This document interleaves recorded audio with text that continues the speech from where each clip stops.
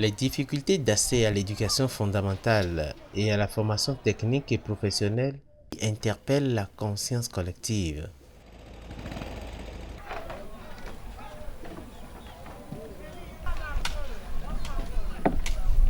À 14 ans, la vie n'a pas laissé le choix à Huguette, troisième fille d'une famille de 11 enfants qui se bat pour accomplir son destin.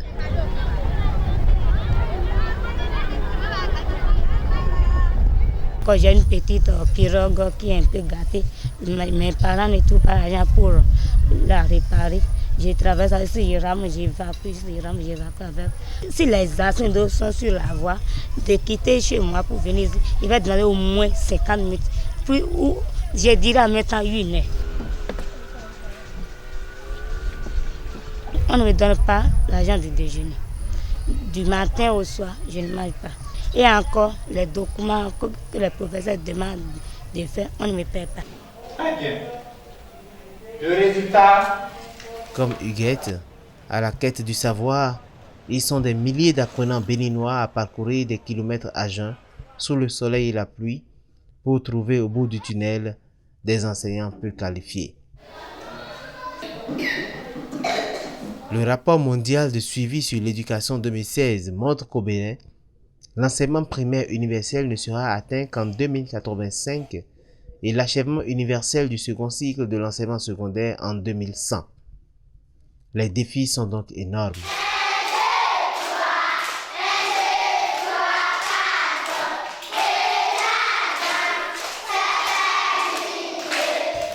Il faut dire que l'état des lieux concernant le sous-secteur enseignement technique, formation professionnelle n'est pas si reluisant. Nous n'avons pas d'informations adaptées à l'employabilité des jeunes aujourd'hui. L'université comme à Bomé-Calavi vous sort déjà quasiment les 20 000 licenciés par an.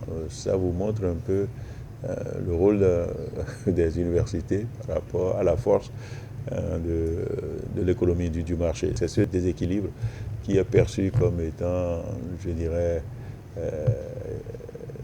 le qualificatif négatif que l'on porte sur les universités, c'est-à-dire que ce sont des institutions pourvoyeuses de chômeurs et non de salariés.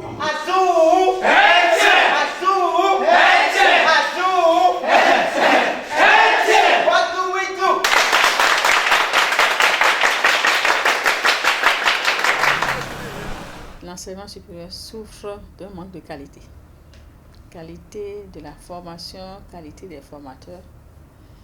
Il y a un problème au niveau des produits finis, des produits formés, de l'employabilité des jeunes.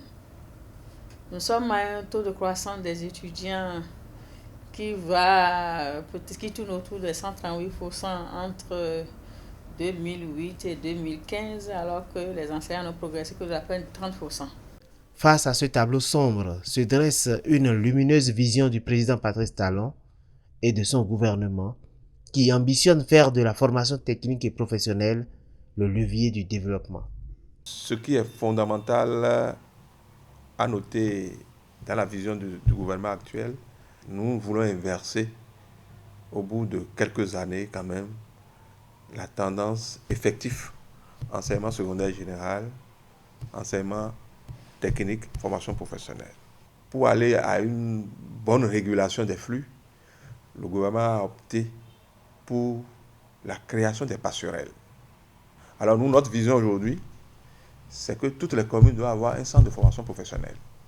Nous regardons la qualité, donc nous avons pensé qu'il fallait mettre en place une agence qualité et évaluation, de manière à évaluer les professeurs dans leur formation pour savoir quel est le taux d'efficacité externe. Nous allons créer la Cité internationale du savoir et de l'innovation pour faire la relation entre formation, recherche et développement et incubateur. Le gouvernement est dans la logique d'offrir l'éducation à tous les enfants béninois, qui qu'ils soient, où qu'ils soient. La vision du gouvernement, c'est de faire en sorte que le produit qui sort de l'école soit un produit qui réponde aux besoins de développement. Il est aussi heureux de constater que l'UNESCO appuie déjà la stratégie de l'EFTP dans le cadre du projet CAPED. La récente visite du directeur général adjoint de l'UNESCO, Kian Tang, reçu par le chef de l'État béninois, a suscité un regain d'espoir pour le secteur éducatif. L'ambassade de Chine s'est engagée à accroître son financement au secteur.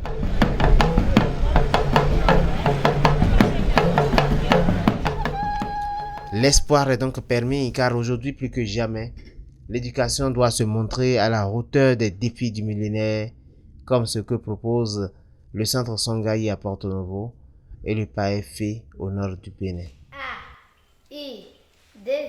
Le PAEFE, défini comme programme d'appui à l'éducation et à la formation des enfants exclus du système éducatif, est un programme initié par la coopération suisse, donc financé par la coopération suisse, mais mis en œuvre par le consortium Helvetas et Solida.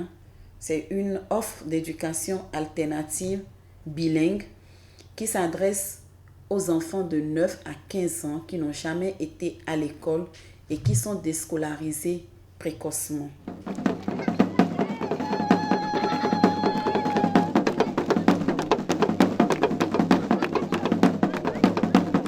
Le PAEFE apparaît aujourd'hui comme une offre d'éducation holistique parce que ça permet non seulement à l'enfant d'avoir les compétences pédagogiques, mais également d'être initié au métier, de connaître sa culture et de valoriser sa culture.